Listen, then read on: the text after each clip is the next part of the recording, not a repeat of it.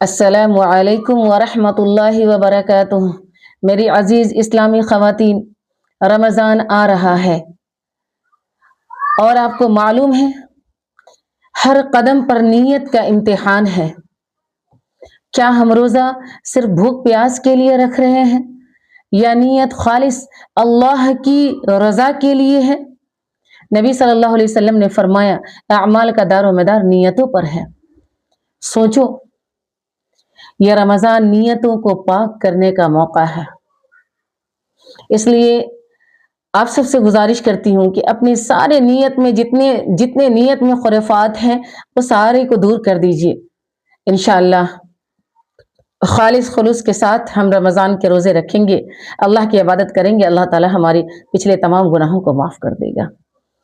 اللہ رب العالمین سے دعا ہے کہ اللہ تعالی ہماری نیتیں رمضان کے لیے خالص بنا دے۔ آمین۔